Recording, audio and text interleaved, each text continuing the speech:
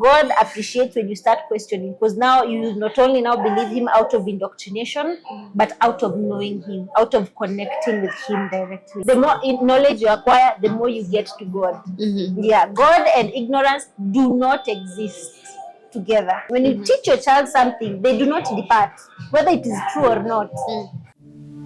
Midday Media, smart strategy, creative delivery. Helen, we want you to tell us about your book, Illuminate the Minds. First of all, why that title? So, illuminate the mind means broaden your thinking.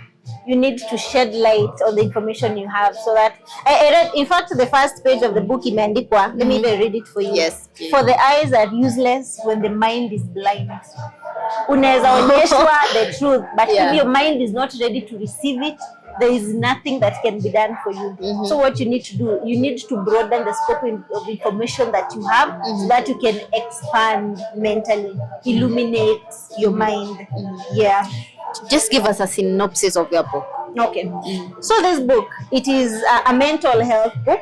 I was writing it after I went through a very tumultuous time in my life. And as I was going through the healing journey, I realized that this is a book that will help someone else who's also going through the healing journey. They're also healing. Everyone is healing from something. And I think we are not taught enough about healing, about trauma, about childhood trauma and all these things. And it is important to heal from it.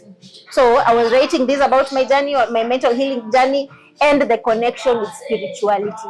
You always realize when you do some research that the mind is intricately connected with spirituality. Spirituality is not something that you need to go out there for. It is already within you. It is in you. As you're doing the healing journey, it is also a part of spirituality. And that is what I wanted to express in the book, so that people can be able to also practice spirituality on their own, and also their healing. Yes. Maybe I can read the back of the book. It's okay. The back of the book says, you might be feeling depressed and tired of trying to manifest peace of mind, wealth, or the life of your dreams. Reading this book will help you make crucial connections between the mind and spirituality, or rather between the mind and the spiritual, the scientific and the ancient, to enable you bend reality to your will, which means that everything is connected. When you find yourself being told something scientific and you're fighting it on the basis of religion, you should always, let me give an example. The first time scientists said that Earth revolves around the sun, do you know they were persecuted? Yes, they were. His name was Galileo, I think, by the church. Because the church believed we have to be so special to God that the sun has to revolve around us. But even though they propelled that propaganda for a while, it is not true. So what does that mean? No matter what you believe, the truth does not care about what you believe. Truth is truth and belief is belief. Believing in something does not make it true. But also when you're coming to spirituality, you're able to blend in truth, you're able to blend in science, things that have been proven, so that you can even make your life better. Wow. This book offers a fresh and insightful science-based and evidence-based research on mental liberation and spiritual mastery. Here itakwambia mambo ya blind faith.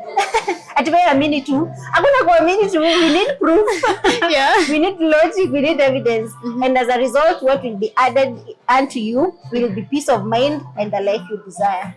Like Jesus said, find the kingdom first and everything else will be added unto you. Find God first and everything else will be added unto you. Because the universe always bows down to consciousness, and you're nothing but pure consciousness. Wow. Just reading the back of the story, the back of the book, can make you start questioning. You should question. Questioning the information that you have does not mean questioning God. Because when you're questioning the Bible, you're just questioning the information. God is not there. That is just information that it is there. But we are told not to question God. And that is the problem. Because they tell you questioning this book is questioning God. Always remember that the Bible says itself, you will perish due to lack of knowledge. Not due to lack of belief, due to lack of knowledge. Always question so that you make sure that the information that you have is the correct one, so that you can be knowledgeable. You understand? Yeah, because it is only knowledge that can take you closer to God. Hata God atakangi watu wajui mambo. No. There is no ignorance where God is. Wow. God is part of the infinite intelligence. Yes. The more knowledge you acquire, the more you get to God. Yeah, God and ignorance do not exist together. No. So we should question even the Bible. Yes. Question all the information that you have in a bid to find God. And the more you question, sasa uki-question alafu upate it was correct, you'll even have more faith. Because now it is not just blind faith. Yeah. It is knowledge. Alafu uki-question upate, there's some nonsense here, then you know that it was not true in the first place. And I think that's what they get. When they come to you as a child and tell you, when you question this, you're questioning God, it gets stored in your subconscious. Even when you get older, you will always be afraid of questioning it because you're afraid that you're questioning God. Yeah. But questioning that the information that you have is not questioning God. Those are two different things. Then what do you call that? Questioning like the information you have. Yeah, questioning, like, let me say, if I read the Bible, you talked about the Cushites being cast. I'll ask myself, why? Why should we be cast? Because of somebody else's sin. Exactly. Exactly. You've already answered. Wow. That's the beginning of questioning. Yeah. So, but when you ask that, that is bad. You're questioning the Bible. You're questioning God, which is not allowed. You're not allowed to question God. But still, you say that God hates ignorance. Absolutely. Elaborate. God hates ignorance, and it even says, I will repeat it, you will perish. My people perish due to lack of what? Knowledge. What is lack of knowledge? It is ignorance. Yes. You see, the worst thing that someone can tell you is questioning the knowledge that you have is the same as questioning God. What that does to you when you tell a child that, it is stored in the subconscious. Let me, I've written it in the book here. The subconscious mind is like opening a file on a computer, putting some information and then clicking save. Yes. When you click save, that information will stay there vile tu umeiacha mpaka urudi kwa hiyo file, delete the file or change the information that is there. It is the exact same. So what happens if you do not question what you've been taught, you keep carrying this information, whether it is true or not. You see? So when I come and tell you questioning this book is the same as questioning God, you'll keep believing that and you won't question the information that you have. Always remember that even people that have been affected by cults, the reason why cults work nowadays to a point where it is fatal is because people do not question the things that the religious leaders are telling them. You understand? Nikikuja nikwambie, you're supposed to fast till death to meet Jesus. If you were to question that, I'm like, is that really true? Hapo unaweza anza kuona, okay, huyu mtu anaweza kuwa akitubeba ufala. But the fact is, if you do not question, you're like, okay, it doesn't make sense, but let me believe. Let me just believe. You'll believe it until mwisho utapata you're doing things you can't even, they're not even based on logic. Hadi watu kuangalia washangaa nini mbaya na wewe. You see, believing in something does not make it true. What we need to do is to merge belief and knowledge. Do not favor belief over knowledge, because believing does not make it true. Get to know, learn, know that this is true. When you are talking about God, stop thinking about the God that you've been taught since I don't know when, or because you've been taught by the pastor that God is there. Learn to know God on a personal level. Hata ukienda leo useme, God, I'd like to know you. Just begin there. Forget about the ones you are taught, because you'll find that God will always manifest himself in different ways. And that is why the Muslims will swear that hiyo ndio the correct one. The others will swear hiyo ndio yao. Now wengine will swear hiyo ndio yao. Who is wrong and who's right? What makes you think yako ndio mzuri sana? Ni hapa tuliletewa na mkoloni. Wow. So you should question so that you can determine what you believe in. on a personal level. Now, no one should ever tell you what to believe. You see? Yeah, no one. That is up to you. With the information that you have, just and you make your belief according to the information that you Believe in what on the information that you have. Yes. Am I getting that right? Always remember, people will believe whether they are ignorant Yeah. or they are foolish. I always give this example. Yeah. Let me just say this. It's okay. During World War II, it was around 1940s. The US soldiers were looking for a place to, I think, for their missions and to test missiles or something like that. So they were looking for somewhere that was kind of deserted. Yeah. Then they found an island in the Pacific. I don't remember the name correctly, but I think the viewer can look for that. Yeah. So when they went to this place, they found natives, actually black people, Yeah. who have never been outside of their own island. Walikuwa tu peke yao. So they have never seen planes, they have never seen sausage, they have never seen fridges, they've never seen soda, they have never seen anyone who's eating and hasn't gone to hunt or plant something. Yeah. You know what happened? They thought they were gods. They thought they were gods completely, to the fact that they deified these people. By deifying, I mean they believed in Mungu. Hadi they started praying.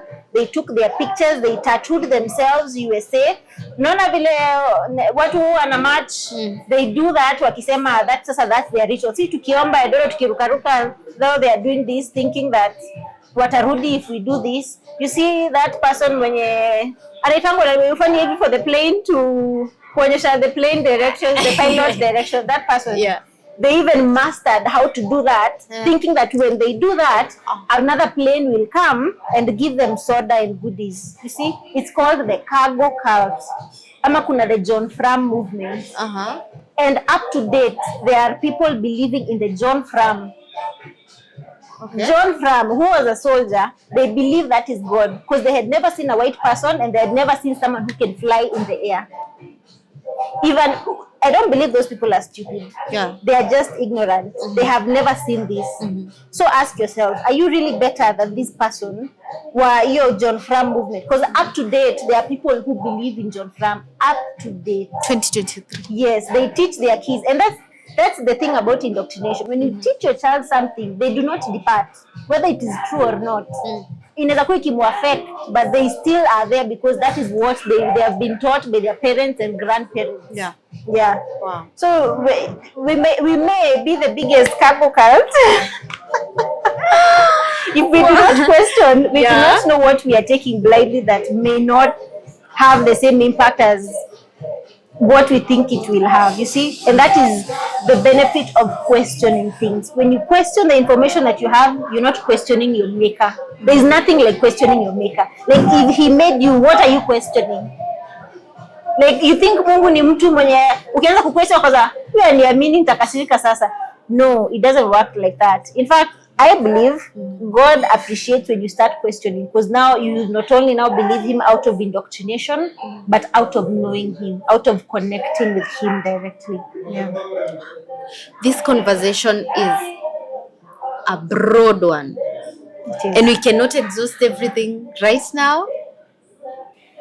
We must make time so that you can understand, our viewers can understand really what. Wow. I've learned a lot today. I've learned a lot from this conversation. Maybe what can you tell our viewers as we finish our conversation? What can you tell them? And also tell them where to get the book. Yes. So, dear viewer, first of all, if you'd like to have more conversations on this, we will be hosting an event on the 16th of December. I think that is next week, Saturday, called Spirituality Without Religion. Come, let us debunk the information that we have. Let us learn about spirituality that does not require all these formal institutions and all that. Let us learn how to connect with God on a personal level. On the 16th December, Karibu in. All are welcome. If you'd like to get the book, Illuminate the Mind, you can find a copy on Nuria. You can also visit us at Dynamic Mall, 5th floor, ML 220. You will get a copy. Thank you. Wow. Wow, my viewers. The conversation hii inaweza enda usiku mzima na pia mchana na hatutai exhaust.